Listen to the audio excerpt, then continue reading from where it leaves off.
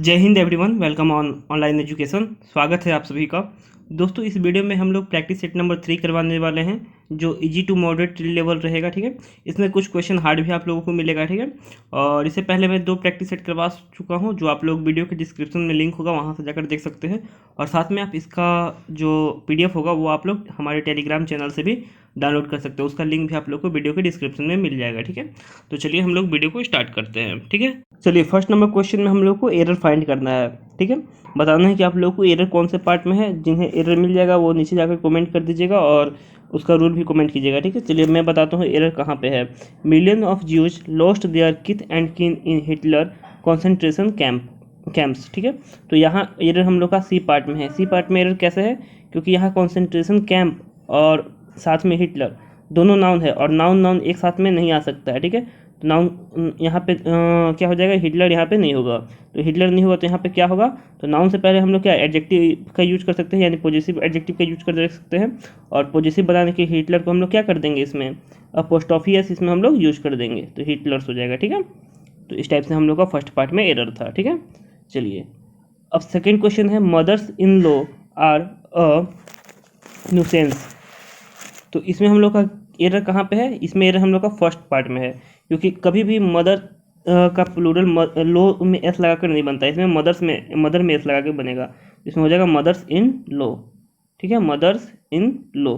ठीक है, इन लो। ठीक है, चलिए next, today people is ignorant of the thing that are happening around them.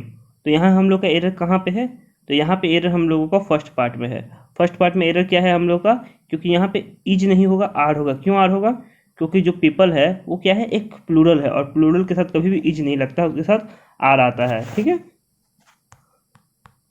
अब नेक्स्ट क्वेश्चन हम लोग का, नेक्स्ट क्वेश्चन में हम लोगों को फिलअप है, फिलअप को इसको फिल करना है कि इसमें कौन सा हम लोगों का राइट ऑप्शन होगा। चलिए the employer did not dash to the argument of the manager. तो इसका हिंदी हम लोग समझ लेते हैं क्या बोल रहा है, ये बोलना क्या चाहता है।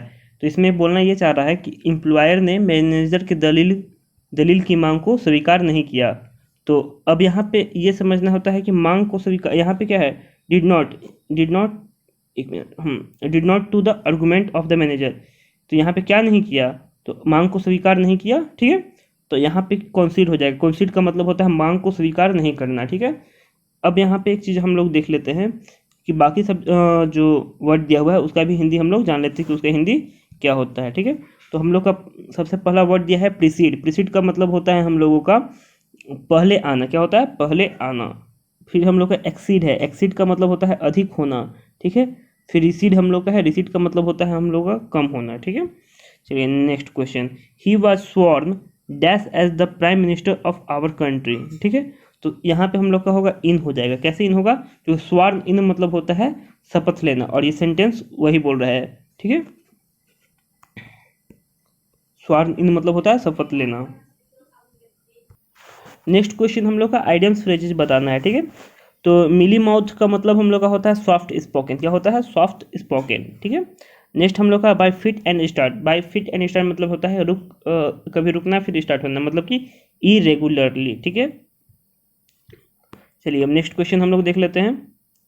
नेक्स्ट हम लोग को इस इनकरेक्ट स्पेलिंग बताना है कि कौन सा स्पेलिंग जो हम लोग का है वो इनकरेक्ट है। ठीक है, तो चलिए बताते हैं कौन सा स्पेलिंग हम लोग का पहला हम लोग का है इंटरप्रीनर, ENTREPRENEUR, ये एकदम सही स्पेलिंग है। ठीक है, नेक्स्ट है र्यूमिनरेशन।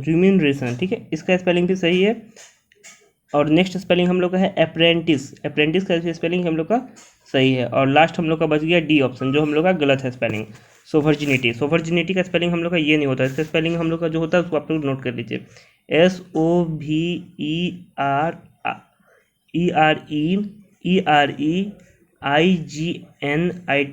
ठीक है, यहाँ की मतलब क्या हो गया, आर के बाद EI होता है ना, बस। ठीक है, जो भी मैं स्पेलिंग करवा रहा हूँ बहुत इंपॉर्टेंट स्पेलिंग है। ठीक है, सारा एग्जाम के प्रीवियस ईयर में आया हुआ क्वेश्चन का स्पेलिंग है। नेक्स्ट क्वेश्चन हम लोग का बोल रहा है, इसमें भी स्पेलिंग बताना है। फर्स्ट क्वेश्चन हम लोग का है ट्रैनक्विलिटी। इसका स्पेलिंग हम लोग का क्या है, सही है। नेक्स्ट है हम लोग का प्रिजर्वेंस। प्रिजर्वेंस का स्पेलिंग हम लोग का गलत है, इसका स्पेलिंग राइट हो जाएगा RANCE, यहाँ पे केवल R के बाद ए हो जाएगा NCE, ठीक है, जिसका मतलब होता है लगन। क्या होता है? लगन। और नेक्स्ट हम लोग का है रिस्प्लेंडेंस। रिस्प्लेंडेंस का स्पेलिंग जो हम लोग का है वो सही है, इसका मतलब होता है चमकीला। और एकोमेंडेशन का स्पेलिंग जो है हम लोग का वो उसका मतलब होता है हम लोग का वो भी सही है, उसका मतलब होता है एकोमेंडेशन का मतलब होता है समायोजित, ठीक है। टेक्निकल क्वालिटी का मतलब होता है शांति। अप्रेंटिस का मतलब होता है नौसिखिया। और सोवर्जिनिटी का मतलब हम लोगों का होता है स्वतंत्रता या संप्रभुता। और इसका मतलब हम लोग का होता है परिश्रमिक। और इसका मतलब होता है उद्यमी, ठीक है। चलिए नेक्स्ट हम लोग को एक्टिव से पैसिव वॉइस का है, ठीक है। चलिए अब ये सेंटेंस कैसा सेंटेंस है? इंट्रोगेटिव सेंटेंस है। अब इंट्रोगेटिव सेंटेंस का हम लोग का एक्टिव से पैसिव वॉइस बनाना है। नेक्स्ट क्वेश्चन हम लोग का एक्टिव पैसिव है। इसमें हम लोग का सेंटेंस जो है वो इंट्रोगेटिव में है, तो इसका हम लोग पैसिव बनाने के लिए क्या करेंगे? इंट्रोगेटिव का ये कौन सा है? प्रेजेंट टेंस में है, तो इसका इंट्रोगेटिव का स्ट्रक्चर हम लोगों का होता है Y plus is am are, ठीक है, और plus subject plus V3 plus by plus object. Y plus is am are plus subject plus V3 plus by plus object. तो इसको बना लेते हैं हम लोग, तो हो जाएगा वाई। यहाँ पे ऑब्जेक्ट हम लोग का क्या है? आप लोग बताइए ऑब्जेक्ट क्या है हम लोग का? मनी है ना ऑब्जेक्ट, तो मनी के लिए इज का प्रयोग करेंगे, तो वाई इज मनी, ठीक है, मनी। और उसके बाद इसका वर्ब क्या है? वेस्ट है, तो वेस्ट का V3 क्या हो जाएगा? वेस्टेड हो जाएगा। वेस्टेड बाय यू सब्जेक्ट था, तो यू का ऑब्जेक्ट क्या हो जाएगा? यू ही हो जाएगा, ठीक है। तो हम लोग का कौन सा ऑप्शन राइट हो गया? ऑप्शन हम लोग का सी राइट हो गया, why is money wasted by you, ठीक है। चलिए नेक्स्ट क्वेश्चन हम लोग का है डायरेक्ट से इनडायरेक्ट स्पीच। तो इसको देख लेते हैं ये इसका स्ट्रक्चर किस फॉर्म में है। तो ये भी एक इंट्रोगेटिव सेंटेंस है। तो the doctor said well what can I do for you. तो इसमें हम लोग क्या करते हैं, जो इसका सेड को किस में हम लोग चेंज कर देते हैं?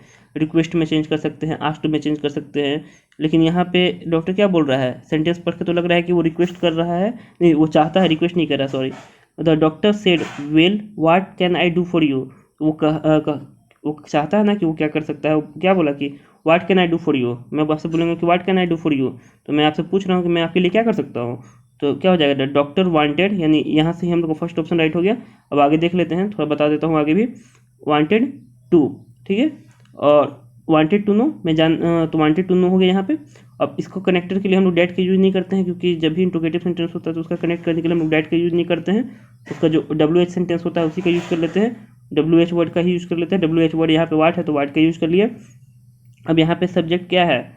आई है। आई को वही सन का नियम मैं आप लोग को बता चुका हूँ 2 प्रैक्टिस प्रीवियस में। तो ये फर्स्ट पर्सन है, तो फर्स्ट पर्सन किसके अनुसार चेंज होगा? सब्जेक्ट के अनुसार। और सब्जेक्ट क्या है? The doctor. द डॉक्टर हम लोग के लिए क्या है? ही है, तो ही हो जाएगा। और कैन का पास्ट क्या हो जाएगा? कुड हो जाएगा। और फिर डू फॉर हर। और यू का क्या हो गया? हर में कैसे बदले हम लोग? कैसे बदले हम लोग हर? क्योंकि यहाँ पे ऑब्जेक्ट हम लोग का नहीं दिया हुआ था, तो ऑब्जेक्ट को हम लोग कभी कभी खुद से भी इमेजिन कर लेते हैं। हर को कहेगा, हिम को कहेगा, बाकी सब में हर थे, तो यहाँ पे हर ही हम लोग लिए, हिम भी यहाँ पे हम लोग कर सकते थे, ठीक है। तो यह 20 का ऑप्शन नंबर ए हम लोगों का राइट हो गया। अब हम लोग नेक्स्ट क्वेश्चन आ जाते हैं। नेक्स्ट क्वेश्चन हम लोगों का बोल रहा है फिलअप है ये। तो ये क्वेश्चन किस चीज़ का हम लोग का? प्रीपोजिशन का क्वेश्चन है। While going to market I came dash an all friend of mine. तो इसमें क्या होगा? एक्रोस होगा, आउट होगा, अप होगा या डाउन होगा? तो इसमें होगा कैम एक्रोस होगा। कैम एक्रोस का मतलब क्या होता है ये समझिए। इसका मतलब होता है सहयोग से मिलना। कैम एक्रोस का, कम एक्रोस का या कैम एक्रोस का मतलब होता है सहयोग से मिलना, ठीक है। और इसमें जब कम में या कैम में अगर हम लोग अलग अलग प्रीपोजिशन का यूज कर देते हैं तो उसका अर्थ बदल जाता है। कुछ वैसा ही प्रीपोजिशन है जिसको मैं बोल देता हूँ, आप लोग लिख लीजिएगा, ठीक है। कम आउट का मतलब होता है प्रकाशित होना या प्रकट होना। कम अप का मतलब होता है उपजना। कम डाउन का मतलब होता है नीचे उतरना। कम ऑफ का मतलब होता है होना। कम अबाउट का मतलब होता है घटित होना, ठीक है। मैं फिर से एक बार बता दे रहा हूँ, आप लोग फिर से लिख लीजिए। कम एक्रोस का मतलब होता है सहयोग से मिलना। कम आउट का मतलब होता है प्रकाशित होना या प्रकट होना। कम अप का मतलब होता है उपजना। कम डाउन का मतलब होता है नीचे उतरना। कम ऑफ का मतलब होता है टेक प्लेस। और कम अबाउट का मतलब होता है घटित होना, ठीक है। चलिए अब नेक्स्ट क्वेश्चन हम लोग देख लेते हैं। नेक्स्ट क्वेश्चन बोल रहा है I thought the magistrate would punish me but he let me dash. तो यहाँ पे क्या होगा वो देख लेते हैं। तो यहाँ पे हम लोग का होगा let off, O double F वाला ऑफ होगा। क्या होगा? ओ डबल एफ वाला ऑफ हम लोग का होगा। इसका मतलब क्या होता है? लेट ऑफ का मतलब होता है बिना कड़ी सजा दिए छोड़ देना। ठीक है, लेट ऑफ का मतलब होता है बिना कड़ी सजा दिए हुए छोड़ देना। कुछ इसमें मैं आप लोग को वर्ड बता दे रहा हूँ, उसको भी आप लोग लिख लीजिए। इसमें भी अलग अलग हम लोग चीज़ का यूज कर देते हैं वर्ड का, तो या प्रीपोजिशन का, तो अर्थ बदल जाता है। लेट आउट का मतलब होता है मुक्त करना। लेट आउट का मतलब होता है लेट आउट मतलब होता है मुक्त करना। लेट इन का मतलब होता है हम लोग को भीतर आना। और लेट डाउन का मतलब हम लोगों का होता है उतार देने या नीचे गिरने देना। तो हम लोग का इसका राइट ऑप्शन हो गया लेट ऑफ, क्योंकि लेट ऑफ का मतलब होता है बिना कड़ी सजा दिए छोड़ देना। ठीक, नेक्स्ट क्वेश्चन हम लोगों का सिनोनिम्स है। अब देख लेते हैं इसका सिनोनिम्स क्या होगा हम लोग का। राइट, नेक्स्ट क्वेश्चन हम लोग का है बेनिवोलेंस। इसका सिनोनिम्स बताना है। तो सबसे पहले बेनिवोलेंस के बारे में हम लोग जान लेते हैं। तो बेनिवोलेंस एक नाउन है जिसका मतलब होता है परोपकारिता। क्या होता है? परोपकारिता। और उसके इसका सिनोनिम्स जानने से पहले हम लोग इसकी बाकी जितना भी वर्ड दिया है सबका हिंदी मीनिंग हम लोग जान लेते हैं। तो इसका हम लोग काइंडनेस का मतलब भी होता है दयालुता या परोपकारिता। ठीक है, तो इसका सिनोनिम्स यही हो जाएगा। बाकी काइंडली का मतलब भी होता है कृपया, लेकिन ये एक एडवर्ब होता है। क्या होता है? एडवर्ब होता है। मर्सी का मतलब होता है दया, और स्पाइट का मतलब होता है बावजूद। नेक्स्ट हम लोग का है अपेरेंट। अपेरेंट का मतलब हम लोग का क्या होता है? अपेरेंट का मतलब हम लोगों का होता है प्रत्यक्ष या स्पष्ट। क्या होता है? प्रत्यक्ष या स्पष्ट। ये एक एडजेक्टिव है। क्या है? एडजेक्टिव है। और इसका सिनोनिम्स क्या हो जाएगा हम लोगों का? अपेरेंट का हम लोग का सिनोनिम्स हो जाएगा एविडेंट, क्योंकि एविडेंट का मतलब भी प्रत्यक्ष होता है। बाकी लेटेंट का मतलब होता है गुप्त। एविडेंस का मतलब हम लोगों का होता है सबूत। और हिडन का मतलब होता है छिपा हुआ।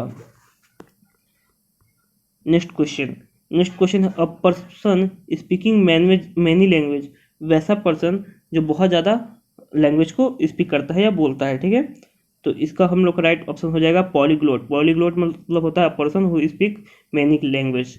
और इसका मतलब होता है कॉन्वर्सेंट का मतलब हम लोग का होता है दक्ष, किसी भी चीज़ में दक्ष होना, मतलब कि उसमें एक्सपर्ट होना। नेक्स्ट होता है टोकेटिव, मतलब बहुत ज़्यादा बोलने वाला, जो बहुत ज़्यादा बोलता है। ठीक है, ऑडिटर मतलब होता है वक्ता। वक्ता। ठीक है, next a lengthy and aggressive speech addressing to a large assembly. इसका मतलब क्या होगा हम लोग को ये बताना है। तो a lengthy and aggressive speech addressed to a large assembly. इसका हिंदी में इसका डी ऑप्शन राइट होगा। और इसका मतलब होता है भाषण देना। भाषण ना,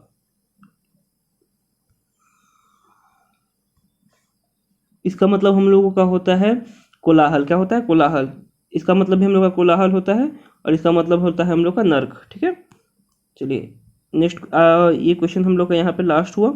और उम्मीद करते हैं आप लोगों को वीडियो अच्छा लगा होगा। अगर वीडियो अच्छा लगा होगा तो इसे लाइक करिएगा, एक कमेंट करके बताइएगा कि आप लोगों को कैसा लग रहा है, वीडियो समझ आ रहा है या नहीं आ रहा है। और कुछ भी डाउट होता है तो वो आप लोग कमेंट करके पूछ सकते हैं। आपके डाउट को क्लियर करने का कोशिश करूंगा हम।